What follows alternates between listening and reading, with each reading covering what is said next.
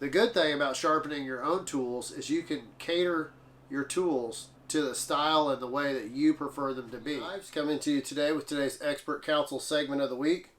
This week's question comes from Dean. Dean says, "Hello, I'm wondering if there's an objective measurement for how sharp a knife, an axe, a scythe, etc. has become, and if the method of determining the sharpness is easily available to the average Joe." Background: like many modern survivalists, have various pocket, serrated bread knife, skinning, hunting, kitchen knives, a meat cleaver, and machetes, along with hatchets, axes, scythe, and who knows what else, that all need to be kept sharp. However, I doubt that my axe needs to be as sharp as a boning knife, and it got me wondering if there was a way to really know, if the edge on the blade is optimal for the task it was designed to perform. Thank you for the advice, Dean. Dean, I appreciate the question. There are many different tools and methods at which to determine how sharp a knife is. For instance, I have what's called a Bess tester, and it's a tester that uses filament and a scale to measure the pressure it takes to cut the said filament.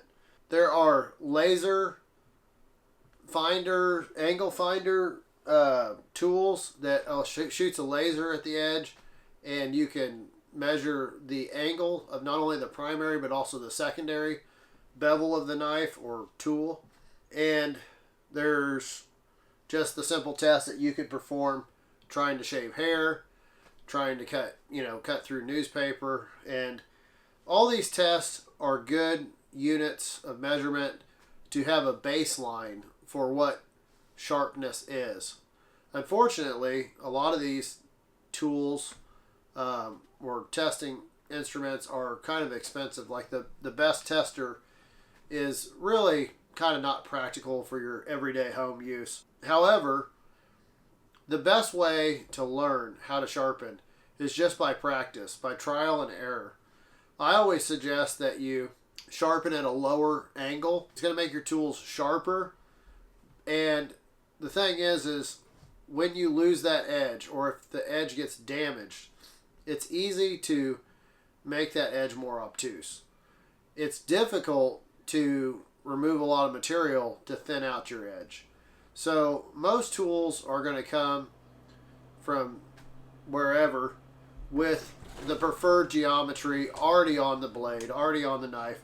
And so if you have a way to measure that, or if you just look at the tool and see what edge it comes with, typically that's a pretty good baseline to start.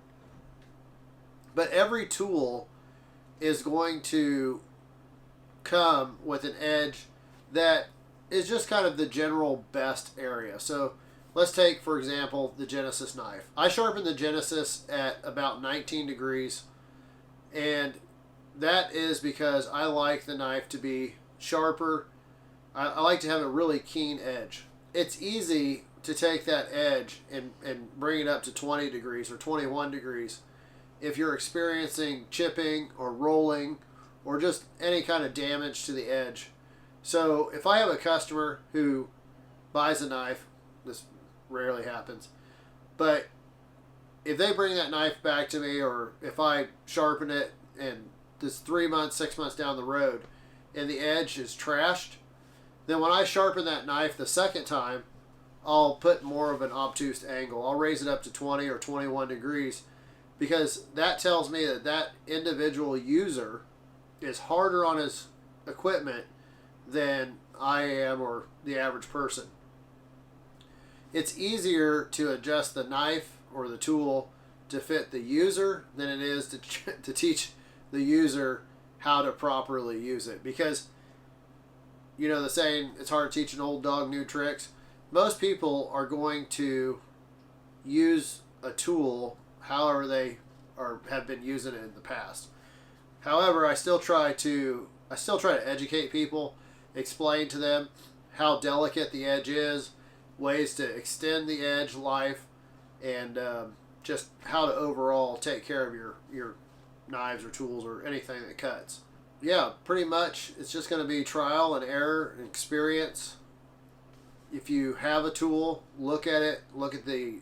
You can take your hands and like pinch the blade, and then draw it off of the blade.